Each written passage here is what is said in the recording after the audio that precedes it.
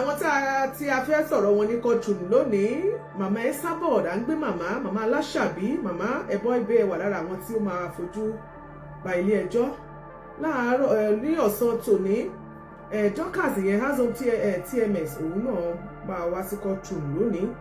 Bẹ́ẹ̀ náà ni Amebo, ṣé Amebo hot gist ní TV, Amebo gbogbo alamọ Amebo. So ẹ bá wa tag àwọn tí ọ̀rọ̀ kàn, àwọn tá a gbé wá sí ilé ẹjọ́ lónìí, ẹ bá wa tag wọn, nítorí ẹ bá wa tag wọn pápápá náà ni a máa ṣe. Nítorí náà gbogbo ẹ̀yin tí ọ̀rọ̀ kàn, gbogbo ẹ̀yin ọmọ màmá Esabod, gbogbo ewé nation, ẹ dákun mo fi tìfẹ́tìfẹ́ mo fi pè yín. Ẹ̀yin tí Dorcas Adéyínká ti Odo nation mo fi tìfẹ́tìfẹ́ mo fi pè ẹ̀yin náà.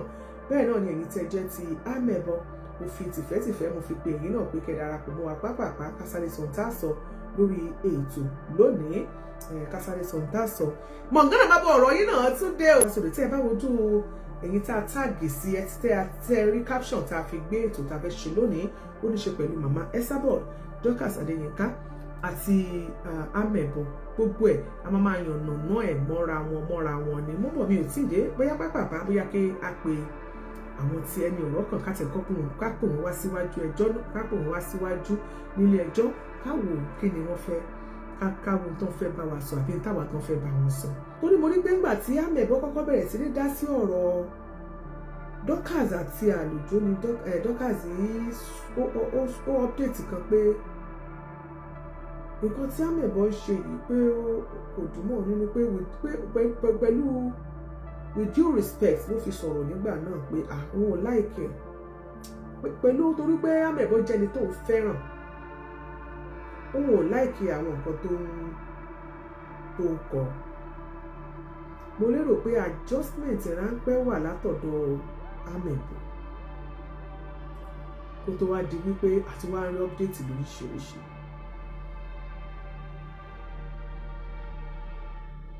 Àkọ́kọ́, gẹ́gẹ́ bẹ́ẹ̀ ṣe mọ̀ wípé àwọn ò fẹ́ kí awuyewuye tàbí kí ìjà kó wà, òun ló jẹ́ ká jáde síta.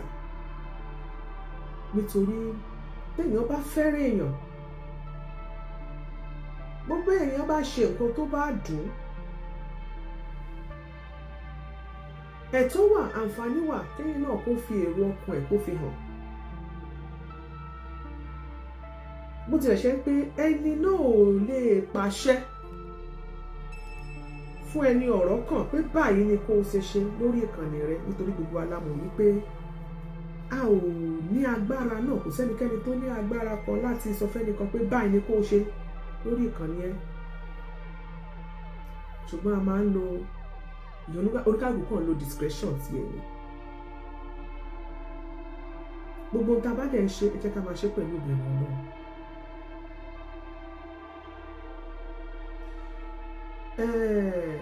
Gbogbo tí Amebo máa ń ṣe lórí ìkànnì ẹ̀, gbogbo ẹ̀ náà kan ló máa ń dùn mọ́ èèyàn nínú. Gbogbo tèmi náà ṣe lórí ìkànnì tèmi, gbogbo ẹ̀ náà kan ló lè dùn mẹ́lò nínú.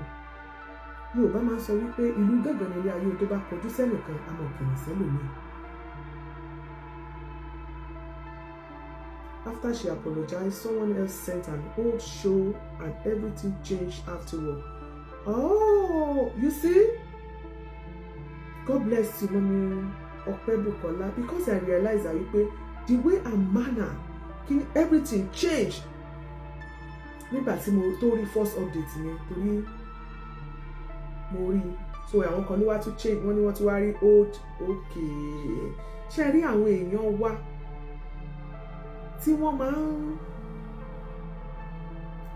máa ń comment tàbí tí wọ́n máa ń gbé old shows, old videos tí wọ́n ṣe wá lọ wú jáde, tí wọ́n wá paparazzi ẹ̀, wọ́n package ẹ̀ bí ẹni kú ṣẹ̀ṣẹ̀ ṣẹlẹ̀, wọ́n wá repost ẹ̀ bí ẹni kú ṣẹ̀ṣẹ̀ ṣẹlẹ̀.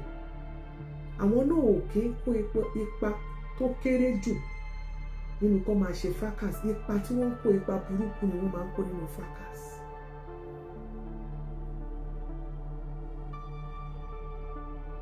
Èmi kàn fẹ́ fi àsìkò yìí, mo fẹ́ fi rọ èyí méjèèjì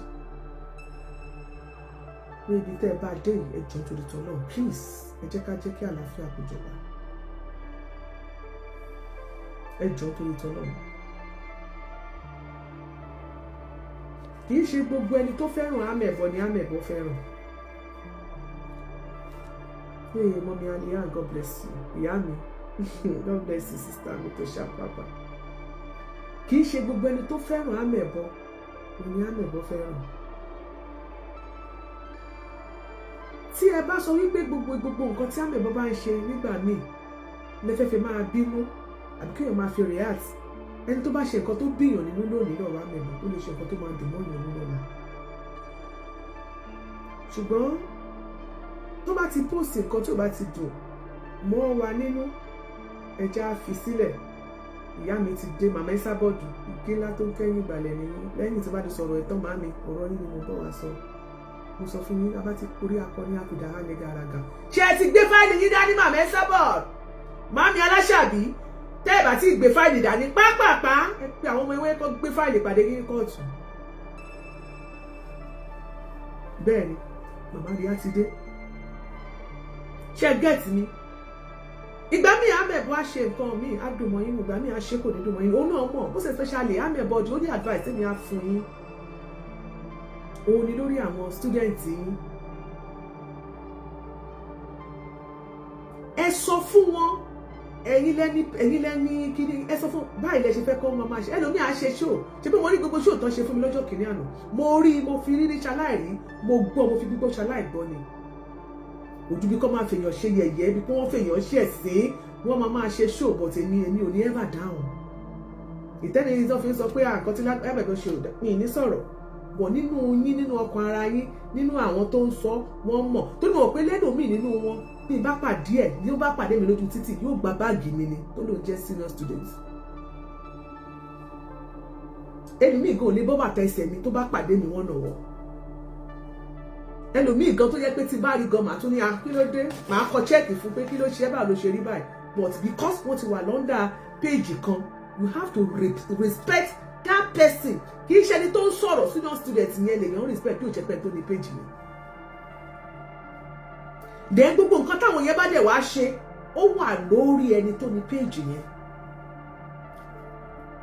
Most of the time gbogbo à ń pé àwọn ọ̀gbá tí nǹkan tẹ́ni tó máa sọ pé àìmọ̀ ṣe nǹkan tó dùn òun, nǹkan tí àwọn senior students yẹn bí the way and manner tó ṣe máa ń ṣe tó ṣe pápá àwọn gbé voice note lẹ̀ òun gangan ló ń ba nǹkan jẹ́. Ẹni tí kò bá ní tí ò bá ní shock absorber ó máa fẹ́ jáde, á fẹ́ react, á fẹ́ sọ̀rọ̀. But we cannot control amẹ̀bọ what to do on his or her page. Òun ló ní ó ṣe wù ló ṣe é ṣe.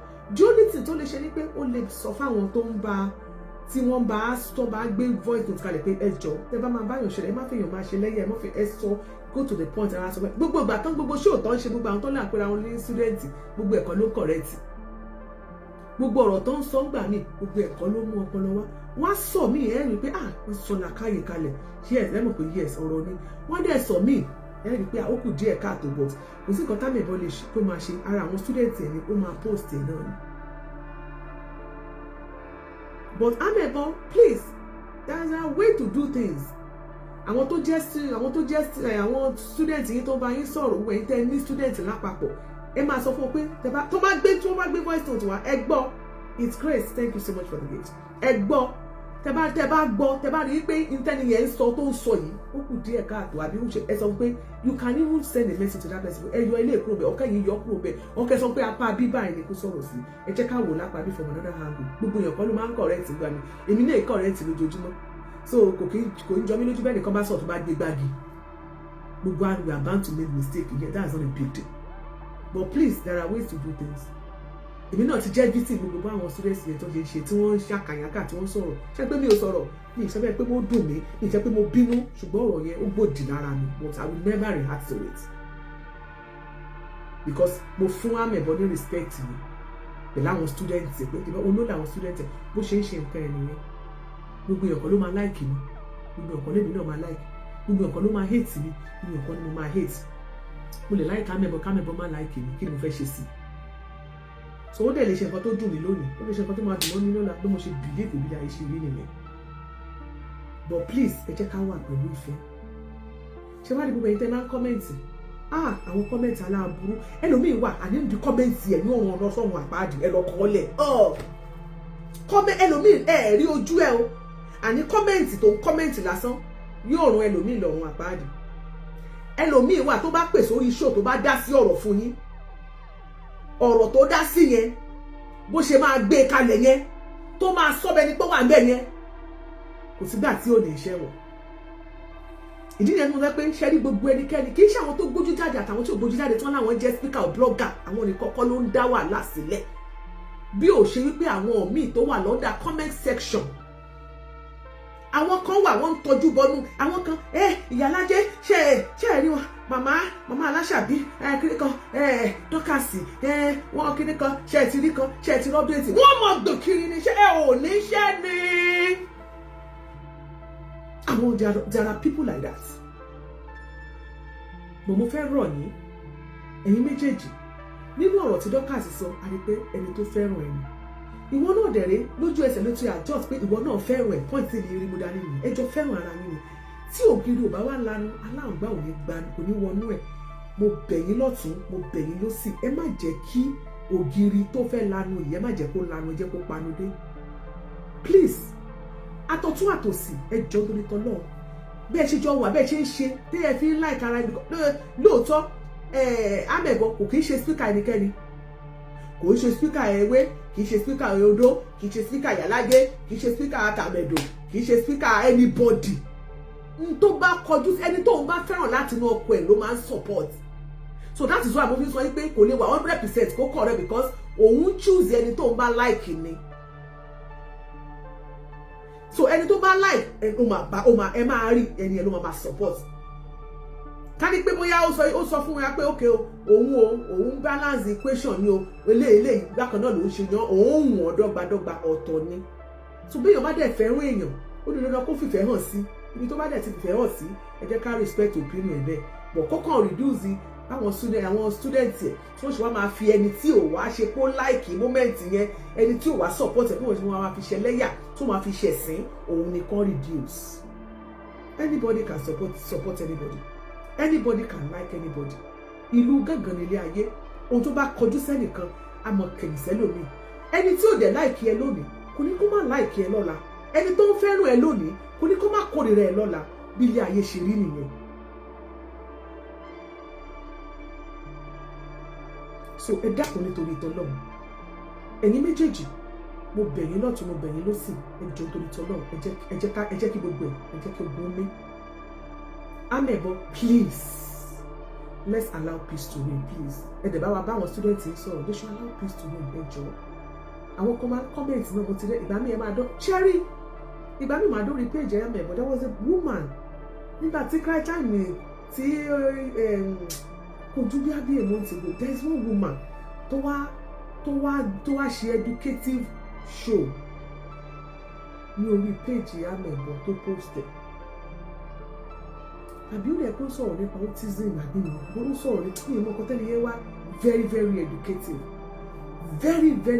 wọ́n wọ́n wow thank God I even listen to this show lórí show ẹ̀ dẹ̀ máa gbọ́ mi báyìí kí a lè máa kó bàtà yín lẹ́wọ̀n sálọ.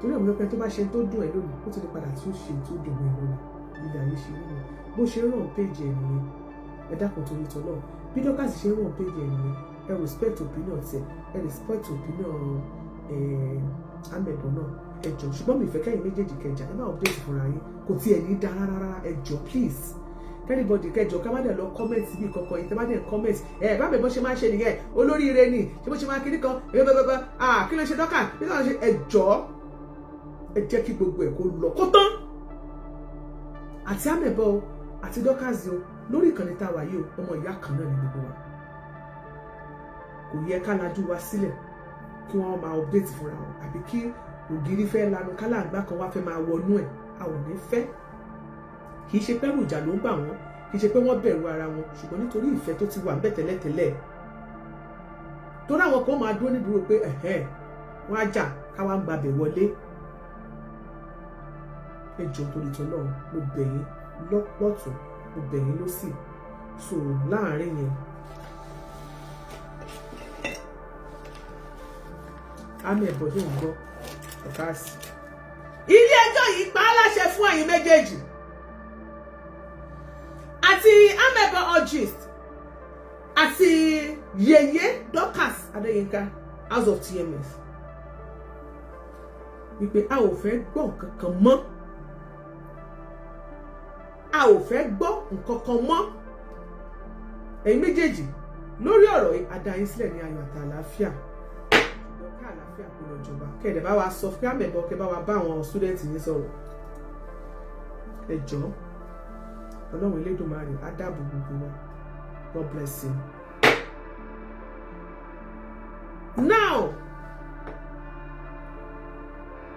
okay, only the person that did the the person that did the educative field is Omoluabi blog. Okay, God bless you, Omologo. I think I saw it on Amebo blog page, but it showed Timosha only page Amebo Nimotiri. But yeah, we already posted it. Yes, I saw it there. So, Nipa yìí, Yeye, ẹ má ṣílẹ̀kùn fún Dorcas kò jáde, ẹ padà wá nílé jàre. Torí mo dẹ̀ ti yanjú kéèsì òun àti amẹ́gbẹ̀ tó ẹ má, no, you can't go out. Ẹ jọ̀ọ́ ọlọ́pàá, ẹ bá mi ní ọlọ́pàá kóòtù wa, ó yá. Ẹni kọ́ padà wá. Bẹ́ẹ̀ ni àti ìyanjú ọ̀rọ̀ yẹn tán. Ìtókù báyìí ó ní ọ̀rọ̀ ẹjọba power tab lórí TikTok please. Ẹ má gbàgbé iléeṣẹ́ SCC alágbo fún ẹ̀yin tí ẹ bá fẹ́ ra àgbo, ẹ̀yin tí ẹ wá ọmọ, tàbí ẹ̀yin tí ẹ fẹ́ ra oògùn infection lẹ́yìn tí ẹ ní ìju tí olóyìnbó ń pè ní fibroid. Ẹ kàn sí SCC alágbo. Ẹ̀yin ọkùnrin tí ẹ bá fẹ́ ra àwọn ọ̀pẹ́ ẹ̀yìn kankan á lé kan mọ́lẹ̀ náà pa gbé mi débẹ̀. Dorcas ti padà Ọlọ́ni ó fẹ́ sáré jáde ó ti rẹ́rìn ó ti padà. God bless you my sister, thanks for coming. Wọlé padà wọlé kanlẹ̀ kí ló dé mo ti yanjú ọ̀rọ̀ ó dé mo ti parí ọ̀rọ̀ wọn àtàmẹ́ ó dẹ̀ ti fẹ́ máa lọ. Ọlọ́run ní kí n gbójú sókè náà kí n smart. Ní báyìí àwọn máa tẹ̀síwájú pẹ̀lú ẹjọ́ tó wà níwájú ẹjọ́ tí ó kàn. Civil case náà ṣì là ń treat yo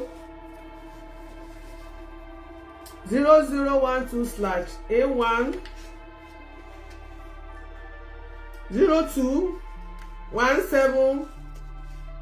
02172026 láàrin màmá Esabod, màmá Aláṣàbí àti Yeye Dorcas Àtayéṣe. Mo rí pé àwọn ènìyàn lórí ìkànnì yìí ẹlòmíì gan ò fẹ́ jẹ́ kí n sùn mọ́jú. Mẹ́sẹ̀jì lóríṣiríṣi. Kí ló dé? Kí ló dé tẹ̀ ń tàgì ni? Gbogbo wa la mọ̀ lórí ìkànnì wípé ìyá àtọmọ làwọn méjèèjì. Kí ló wá dé tẹ̀wọ̀ tó wọn wàá kun ẹ̀yin yòókù? Ìyá àtọmọ. Ó ní bóyá kéèyàn kẹ́yìn tẹ̀ dá sí bóyá kẹ́ ṣe máa dá sí.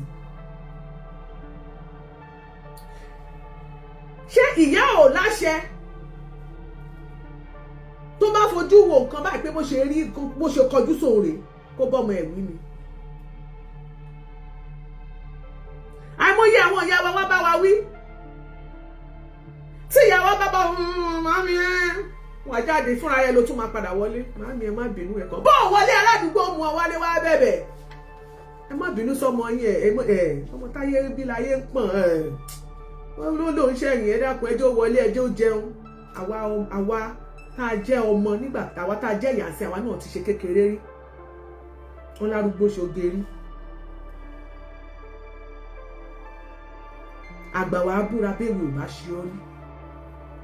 Ìgbà táwa náà ti dàgbà ń sìn táwa náà ti tún láwọn ọmọ tá a ti ń láwọn ọmọ ẹjọ́ nítorí ìtọ́lọ́run ṣó dáwọ́ dúró ni ṣáwa náà àtàwọn ọmọ wa náà ṣé tá a bá ní gbọ̀ngbọ̀n mi sí omi òtó náà àbí akàn bá wọn wí tó ṣe gbúgbúrú jáde ṣé màámi lójú àlejò màámi gbogbo ọ̀rọ̀ lẹ́sọ̀ nínú lọ yẹ wọ́n parí ọ̀rọ̀ ẹnu wọn sọ tó wọn náà lọ́wọ́ màámi ojútó ó bí ẹ má bínú. Lórí ìkànnì yìí mo wà highly disappointed nínú ẹ̀yin tẹ́ ẹ̀ tí ì mọ̀ wípé Dorcas Adéyínká ó ti níwájú ilé ẹjọ́ yìí ó tún sọ ní òní ó ti búra níwájú ilé ẹjọ́ yìí lórí ìkànnì ẹ̀ ó sọ láìmọye ìgbà ó ní àníṣẹ́ kò sí tó lè ṣẹlẹ̀ ó lóun ò ní bá màmá jà àbí wàhálà yìí ṣe wá pọ̀ tó báyìí ṣé yìí fẹ́ kán jà ni àbẹ̀wò lẹ́yìn oní update sọ́dún àwọn ní fake profile ẹ fẹ́ dàrí ìyá àtọmọ irọ́ sì ni ọ̀káàsì ti gbọ́n ìgbà tí yèyé ò tí ì gbọ́n tọmọdé ń ṣe wọ́n ní a fool at 40 is a fool forever tí ẹ mọ̀ pé ó ti 40 ẹ ní mọ̀ bá wà dáadáa lọ́wọ́ rẹ̀ mọ́ èèyàn lòun ò fúlù mọ́ pé gbogbo ní tẹ́yẹ ti fi gbà tóun kéré tóun ò tí ì dàgbà tó báyìí ó ní òun ò tún ó lóun mọ ohun tóun fẹ́ so why tá a ṣe máa respect opinion ẹ̀ bí èèyàn bá lóun ò bínú tóun ò jà ẹ̀wọ̀n tí yín tó ní okú àìwo okú àìṣe ṣe irú àwa gan ṣé màmá ìbáwá wí ni àbẹ́mi tún ju dọ́kàsì lọ wọ́n gbà àmọ́ bá mi wé tí n bá ti gbé báàgì mi báyìí mo ti lọ nìyẹn mo lè kúrò ní odidi ọ̀sẹ̀ kan mo lè kúrò ní ọ̀sẹ̀ méjì oṣù kan nígbà ó bá tún yá èmi náà ní ètò lórí péjì mi ìjọ tí mo ṣe rí ọjọ́ tí màmá Esabod ṣe ń gbọ́ màmá ṣe ti gbé fáìlì yín dání ẹ ṣí fáìlì yín ẹ lọ sí page 26 under section 9B ní ọjọ́ yẹn màmá Esabod wọ́n ṣe ṣó fèmí àtàgbàlá Gbogbo Iyalaje báyìí nígbà tí ìyá bú mi tán tí wọ́n sọ gbogbo tó wà lọ́kàn wọn tí wọ́n sọ́lẹ̀ mi ò ní pé ìgbà tó di ọjọ́ kejì ó dẹ̀ ní nǹkan kankan ọ̀rọ̀ àsọkù kan láàrin èmi àti màmá bá pè mí báwo ni àwọn mo máa sọ fún yín màmá Esabod behind the closed door behind the camera she's the mother Ọlọ́run mi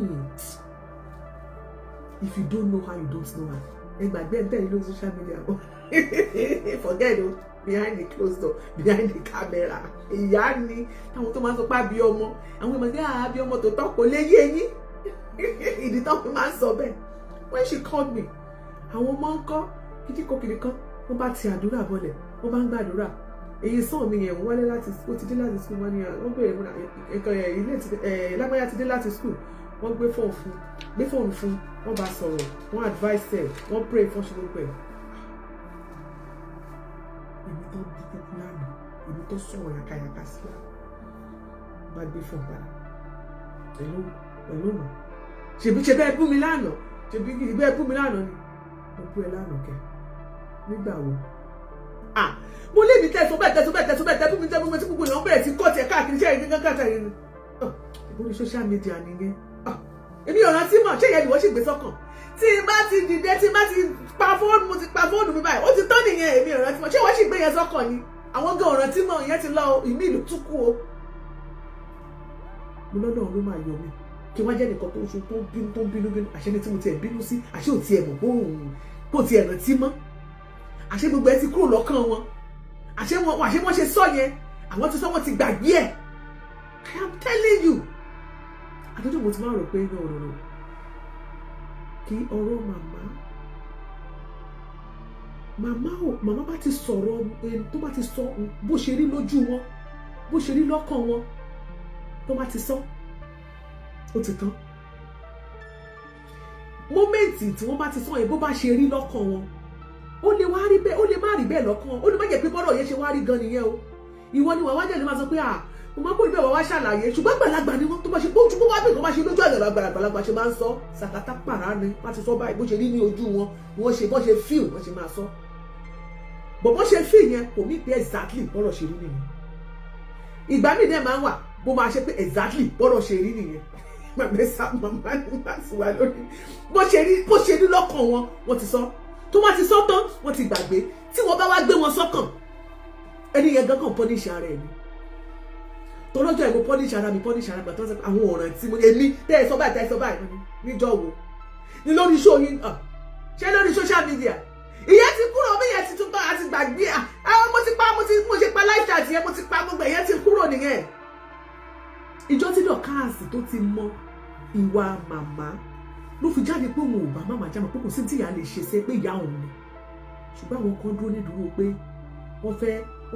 wọ́n fẹ́ máa ṣe pé Dorcas irọ́ níṣẹ́ o gbọ́dọ̀ bínú o gbọ́dọ̀ fọ̀rọ̀ ìyẹn dẹ̀ ló ń sọ̀rọ̀ èwo ti yín bẹ̀ ìyá àtọmọ ẹ fi ìyá àtọmọ sílẹ̀ nínú ilé yín ṣe bẹ́ẹ̀ yín àtàwọn ọmọ yín náà àjọ ń po nǹkan ẹ̀yin àti sísá yín ẹ̀yin àti ẹ̀gbẹ́ ẹ̀yin àtàbúrò ẹ̀yin ojú ẹ̀ lọlé it's a family issue family matter ni so gbogbo èyí tẹ àwọn tó bá lọ update tó fẹ́ dá wàhálà sílẹ̀ àwọn gangan ló ń dá àwọn gangan ní rúsídá àwọn tó update lórí ẹ̀ lórí Dorcas kó lóun bú màmá kó update fún màmá o èwo wá ní ti yín ẹni àfọ̀rọ̀lọ̀ tó ní tóun bàjẹ́ kí ni kọ́ lọ́rọ̀ ò ṣe èwo títí yín tẹ gbé ẹrù ẹlẹ́rù tẹ wà lù lórí tẹ mú ti ní tẹ fàdání kí ló dé ẹ ti jẹ́ kó gun omi Dorcas mọ bó ṣe ń mú màmá tí màmá bá ti ṣe Dorcas mọ ó ní kọ́kọ́rọ́ màmá lọ́wọ́ àfi tẹ bá máa parọ́ màmá kẹ màmá èmi kọ́ ní kọ́kọ́rọ́ wọn lọ́wọ́ ajé ti tí àlùkùrá rẹ̀ tí màmá bá ti ń bínú tó bá ti gbé tọwọ́ ìwọ́ṣà ṣe láì ràdákẹ́ wọn kéwì tó o bá ti sọ̀rọ̀ wà láì wọn lé 24 hours àní ò lè pé wọ́n ti gbàgbé wọ́n ti tún move on nìyẹn àti tó bá ń gbà tó bá àwọn tó bá wọn kọ́ọ̀tì fídíò yẹn wọ́n wá rántí pé àmú tiẹ̀ sọ báyìí nídìí ẹ̀ta kó ti lọ wọn rántí mú ṣùgbọ́n ìyẹn lọ́dẹ ti sọnù ẹ̀yin oníkọ́là kìíní kan ìsọnù ẹ̀yin tẹ́ fẹ́ mú orí àgbà méjì tẹ́ fi kanra wọn ẹ̀yin lè mọ́ dá wàhálà alẹ́ màmá gbogbo iṣu ní wàhálà Dorcas ò kì í ṣalábòsí if you don't know Dorcas you don't know Dorcas àwa tá a mọ Dorcas kò sórúkọ tẹ́ ẹ lè pé àwa mọ Dorcas that is tó bá sọ pé nǹkan tó máa ṣe nílé ìjọ tó bá máa sọ pé òun máa ṣe ẹ̀ẹ́rì ó máa sọ tó bá lóun ò ní bá lágbájájà kò ní bàjà ló sọ fún yín báwa máa rú ọ̀rọ̀ yẹn kẹ́ máa sọ lọ́jọ́ kìíní àná ó sọ ó lóun ò ní bá lójoojà nígbà tí gbogbo wàhálà kọ́kọ́ bẹ̀rẹ̀ nígbà tí ọ̀rọ̀ yẹn kọ́kọ́ bẹ̀rẹ̀ ó ní kò sí ìmọ̀ tó ń ṣe lóun ò ní bàjà lẹ́nu ọjọ́ mẹ́ta yìí àwọn èèyàn pùṣẹ́ bíi pé gbogbo àwọn ìwà tí yẹn fẹ́ bíi kó ó tún wá ní ó máa ṣe o nínú ọ̀rọ̀ tó ń sọ mọ̀ pé ó rántí ìlérí tó ṣe and eventually she stood at home bó ti yẹ pé bóyá ẹ̀kírí yẹn kọ́kọ́ fífi but everything reshape ara ẹ̀ padà ó sì dúró lórí words ẹ̀ ká máa rí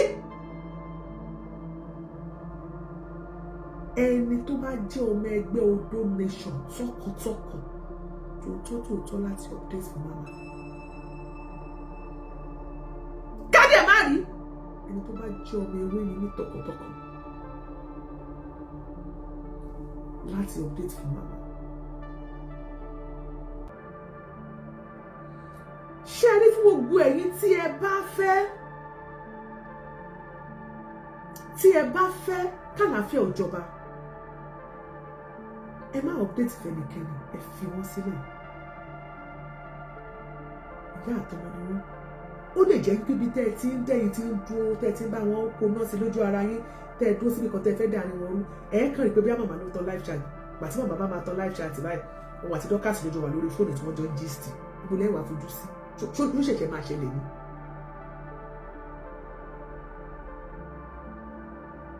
ṣó ṣẹ̀ṣẹ̀ ṣẹlẹ̀ ni kí n tó kúrò lórí ètò máa fún ní kọ́kọ́rọ́ màmá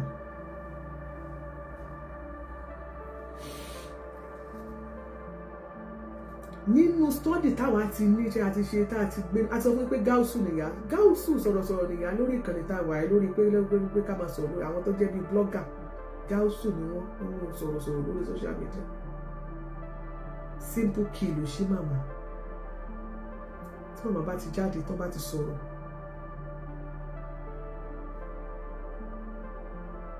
dákẹ́ má jáde kó ló máa bú wọn lọ́dà fake profile tó bá yẹ kó fẹ́ ṣàlàyé bọ́ sórí péjì ẹ̀ àbí kó ìyá lè wà lórí ṣóò pé wọ́n kó fẹ́ ṣàlàyé àbí kó bọ́ sórí péjì ẹ̀ kó ṣàlàyé pé kó báyìí lórí má bú wọn, má ṣe ní ti ṣàlàyé bọ́rọ̀ ṣe jẹ́. Màmá máa padà rí. Wàá rí pé ìyá yẹn máa jáde pé in fact mo rí àlàyé tí tó ṣe yẹn o ṣé mo yẹ kó ṣe rí nìyẹn. Ṣebí lọ́jọ́ kìíní àná, ṣebí ọjọ́ báyìí má tẹ̀ pẹ́ wọlé, má pẹ́ wọlé, náà wá ṣàlàyé fún mi. Èwo ni tó wá lọ sọ lórí péjì ẹ pé kíni? Ṣé mi ò sọ fún ẹ nígbà tí kíní kan wọ́n kò rí bẹ́ẹ̀ báyìí báwo ló ṣe wá rí? Ẹ pé Adédèjì wọlé. No, ó mọ̀ wọ́n nígbà tọ́rọ̀ mo sọ lójú ẹ̀ gbà yẹn, ó náà mọ̀ ó yá ẹ pé yèyé Yínká kí lè fẹ́ ní sọ sọ́rọ̀ tó wà nílẹ̀. Màmá ẹ láṣàbí ẹ má bínú, ẹ wò ó ṣẹ́rí ọ̀rọ̀ yìí náà kò tó, ẹ má bínú màmá. Ẹ̀yin náà ọ̀rọ̀ tí màmá sọ yẹn ó tọ́ ni o, lágbájá ó ṣe báyìí, ṣùgbọ́n ẹ bá má sọ yẹn tẹ́ ẹ sọ yẹn, àmì ìmọ̀ọ́mọ̀ sọ ó jábọ̀ ní àwọn oyè sọ ẹ má nìkan update mọ́. Màmá ẹ má bínú, ibẹ̀ lọ̀rọ̀ yẹn máa tán sí. Èyí ká bá ká gbogbo ẹ̀, bá kẹsẹ̀ gbogbo ẹ̀ lẹ̀. Lórí ọ̀rọ̀ ìyá àtọmọ Dọ́kàsì, kò sẹ́nibọ̀dì tí ó dá sí láàrin wa. Oníkàlùkù ó mọ̀ sí ọ̀rọ̀ tí ó sọ ni. Tẹ́nibọ̀dì bá máa dá sí tó bá ti jọ́rìí àlàáfíà tí ó mọ̀ sọ ni pé ìyá àtọmọ ní o, ọmọ ìjà dá sí o, wọ́n á parí ẹ̀ wà láì báwọn ló ṣe máa dá sí o. Wọ́n ní màmá ti ju òòṣà lórí. Ṣé ẹ rí ọ̀rẹ́ ẹmọ tó ṣẹlẹ̀ kì í ṣe pé màmá dé òòṣà. Éèjì nǹkan at 65. At 65 ó wà mọ́ ìyájú ságbàlagbà, inú ò lè yájú ságbàlagbà.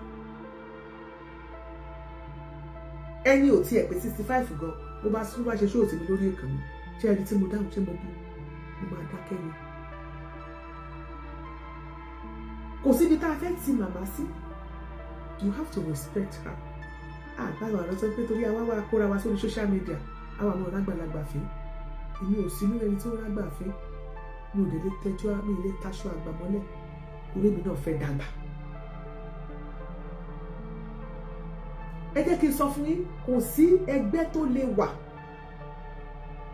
tá a bá kóra wa jọ. Nígbà ìgbà tá a sọ pé kì í sọ̀rọ̀ lórí ìkànnì yìí, a gbọ́dọ̀ lè fi ọ̀rọ̀, a gbọ́dọ̀ máa pọ́n ẹnìkan lé láàrin wa.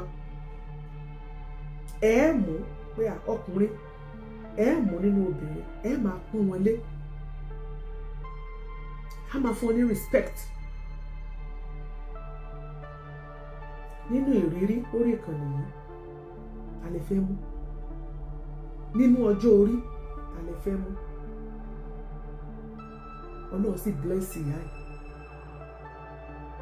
Wọ́n lẹ́nìkan jù ẹ lọ, oní díẹ̀ ni.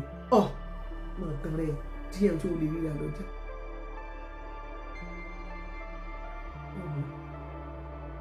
Ìyá ni fada. Let's give it to her. Gáúsù sọ̀rọ̀sọ̀rọ̀ ní lórí ìkànnì, whether you like it or not. Màmá lè ṣe nǹkan tó máa dùn mọ́ wa ní lónìí. Ó lè ṣe nǹkan tó máa tún dùn mọ́ wa ní lọ́jọ́ lọ́la nídàkejì.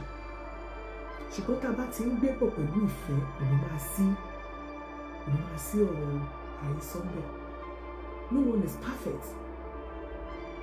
Ẹlòmíì gọ́kẹ́ orí iṣẹ́ màmá. Rẹ́rìn. Ṣàwàdà. Bẹ́ẹ̀ lómi ò bá ga tó bá fẹ́ káyé mọ́ lórí ìkànnì yìí ó dọ́dọ̀ màmá. Ayé lè wá àmọ̀tán kó wá kúrò mẹ́wàá. Ẹlòmíì gbẹ lára àwọn tó pera rẹ̀ lọ́mọ ewé ni tẹ́lẹ̀ under comment section bàtà ló náà gba freedom. Ẹlòmíì wà lára àwọn tó pera rẹ̀ ní ọmọ ewé ni tẹ́lẹ̀ tó jẹ́ speaker ó gba freedom. Ẹlòmíì wà tẹ́ bá bèèrè lọ́wọ́ ẹ̀ pé iṣẹ́ tó ń ṣe lórí ìkànnì ìta lòun wá ní àmọ́ mẹ́sàbọ̀ ló máa ń wò báyìí tó wu òun mẹ́ńtọ̀ ẹ̀ ní one way or the other ó like social media. Ẹlòmíì wà kò mọ nǹkan tó ń pè ní Facebook fracas kò tiẹ̀ ń wò ó kò gbọ́ nǹkan tó jẹ́ bẹ́ẹ̀ rí. Ìgbà tó bẹ́ẹ̀ jó ní iná lórí ẹ̀sọ́ kí ló ṣẹlẹ̀ kí ni màmá yẹn sọ kí ni kan láàrin lágbájá sí lágbájá àwọn fa nǹkan bá kí ni kan ló fi di pé ó di òun náà ra dátà. ẹlòmíì dẹ̀rẹ̀ wàá dé wàá kàn ní lágbájá mo láìkẹ́ ni wàá dẹ̀ choose ẹni yìí Dorcas ó tó sọ pé òun ò bá màmá jà mọ́ pé gbogbo tí màmá bá sọ òun ò dẹ̀ ní bínú kì í ṣe pé ntìwà tí màmá máa wò sí kì í ṣe pé kò ní dùn láàrin èmi àti ẹlẹ́ran ara ni wá ṣùgbọ́n determination ló ní bí alágbàlagbà nílé ẹgbẹ́ ìyá mi ò ní bínú mi ò dẹ̀ ní rí wọn fín èèyàn mélòó ló ní determination rú ẹ̀ ẹnu mi wà kápẹ́lágbà tó ṣe báyìí ó tó yọ kan ó ti sọ 10 irú wọn tẹ́ bá wọn délé náà bí ìyá wọn kó tó sọ ẹ̀kọ́ wọ́n ti fún ìyá wọn lésì ìṣe ilé ló máa ń gbé ọ̀pọ̀lọpọ̀ lóde so tẹ́ni yẹn bá lóun choose peace tó ọ̀rọ̀ bá tiẹ̀ bí nínú tó bá máa fi bí ọjọ́ méjì nínú ẹ̀ láti lọlẹ̀ pọ̀ kò sí bí Dorcas gan bá ń bínú so ti wà mature ni pé ẹ̀mí mọ̀ you won't even know kò ní wá sórí social media kó máa sọ pé inú bí òun you won't even know ó kẹ̀ mọ way and manner tó ṣe máa handle situation ẹ̀ dẹ̀ jẹ́ kó handle ẹ̀ kẹ́nìbọ̀dì má wọ ní box nínú kẹ́nìbọ̀dì má wá sórí WhatsApp nínú gbogbo ẹ̀yin tẹ̀dẹ̀ jẹ́ ọmọ odó tòótọ́ ẹ̀ má update fún mama ẹ jẹ́ torí tọ́lọ́ ẹ jẹ́ ẹ fi ìyá àtọmọ sílẹ̀ kò yẹ ká máa dá sí ọ̀rọ̀ ìyá àtọmọ ẹ fi wọ́n lẹ̀ mi ò lè dá sí ọ̀rọ̀ ìyá àtọmọ torí ọmọ bá dá ó lè jẹ́ pé orí èèyàn kan náà máa tó fi òye yín ó lè má lọ dá sáàárín àwọn méjèèjì nígbà tí wọ́n bá parí ẹ̀ kó má ìpínlẹ̀ rẹ̀ fún olú ẹ̀ ká nù give mommy and daughter leave them alone ìtọ́kùtà tí mo fẹ́ sọ nìyẹn èmi ò ní ẹjọ́ kankan tí mo fẹ́ dá lórí àwọn méjèèjì mo fẹ́ parí fún àwọn méjèèjì ìyá àtọmọ ni they know how to handle things ìyá ò lè bínú kó ló ń bínú sọmọ ṣé ìyá máa tí ẹ bàbá bá sọ pé wọ́n mi ò bá kíní kan ṣe mọ́ I want to be on my lane no just allow me ò lè kàn do ẹ̀ mọ́ she has to be on her lane èmi kan fẹ́ wà ẹ̀yin ọmọ ewé ẹ má lọ sí kíní kan o ẹ má dá sí kíní kan I want to be on my lane ṣẹ̀ṣẹ̀ mo wá mọ̀ àwa ti já aláàní kọ́kọ́rọ́ yẹn lọ gbogbo orí ahọ́n ni láàrin màmá àti Dorcas ó lè láàrin ẹlòmíì màmá lè má ṣe wọ láàrin àwọn àti Dorcas no èmi bó ṣe wà yìí mi ò kí ṣọmọ kéré wà 65 by kíní kan I will be 65 èmi ò ní ìjẹ́ kọ́mọ kan wá máa ṣe kíní kan náà ibi tí mo tiẹ̀ bá dé I have to be on my lane ẹ̀yin ọmọ ewé ẹ̀jọ̀ tó tọ́lọ́ èyí mẹ́rin wá wọ ní box ẹ̀mọ́ wá bá yín sọ̀rọ̀ èmi mẹ́rin kíní kan ṣó ẹ̀wọ̀ ẹ̀ra fún mi sílẹ̀ ẹ̀yin náà lè máa lọ káàkiri ẹ̀ máa ṣe kíní kan káàkiri ẹ̀ máa kọ́mẹ́ǹtì káàkiri kan ẹ̀jọ̀ you have to be on it I will block you who is that ṣe báyìí I don't want such kẹ́ni kan wá sọ pé ó fẹ́ máa bú ẹ̀ pé má máa sọ̀rọ̀ kẹ́ni kan wá fẹ́ máa ta sí Dorcas ní ọ̀dà comment section kíní kan ọmọlára àtúnṣe why are you laughing delete it no mi ò fẹ́ lórí page mi màá ní ilé tẹ̀mí òní mo sọ pé mo wá followers àmọ́ mo ní mo wá viewers ni ẹ mọ mi tẹ́tí bọ̀ ẹ gbogbo ẹgbẹ́ tó ti lọ lẹ́ àwọn ọ̀nà máa sọ̀rọ̀ sí bí màmá nìyẹn àwọn ẹ̀yin lẹ́lẹ́ bá yàn já wọ́n tún bọ́ sọ́dọ̀ comment section kó máa bá yín ta sẹ́ni yẹn ẹ̀ tó wọ́n bínú màmá nìyẹn ẹjọ́ ìyá àtọmọ wọ́n ti jọ lulẹ̀ pọ̀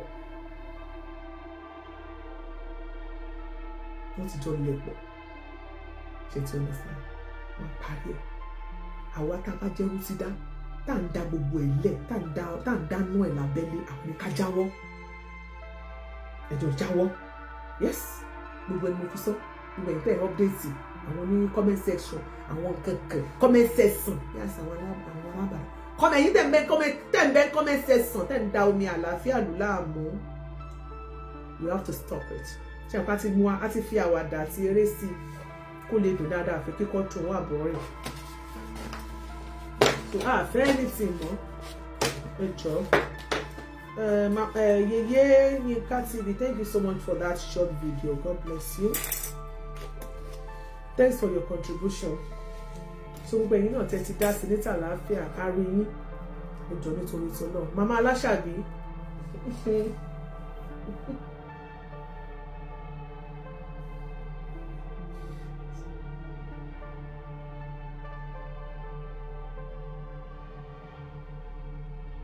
ẹ jọ̀ọ́ nítorí tọ́lọ́run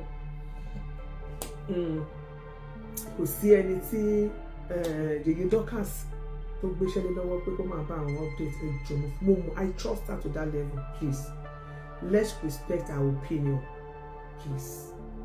Ọlọ́run á ràn wá lọ́wọ́, ilé àtọ̀nà wa ò ní dàrú. So kò ní jù báyìí lọ lórí ọ̀rọ̀ màmá Esabod àti Dorcas. Let's have it at the back of our mind pé ìyá àtọmọ ni wọ́n. Dorcas she knows how to handle mama. And a lot of people, a lot of people are happy. Shola 209 on TikTok. Yes, honestly, I'm happy there is peace between mama and Dorcas. Hopefully it gets resolved in the name of Jesus. It will be resolved. There is peace. A lot of people like it. Yes, a lot of people don't like it, but some do not like it. Àwọn kan ò kì í gbé níbi àlàáfíà. They always love to be. Crown Wealth, how are you? Àwọn máa ń jọ ní tí kò bá sí àlàáfíà ni. Àwọn kan máa ń lépa àlàáfíà, àwọn kan ò kì í lépa àlàáfíà. Please, ẹ jẹ́ ká jọ lépa àlàáfíà. Gbogbo nation ò ní bàjẹ́.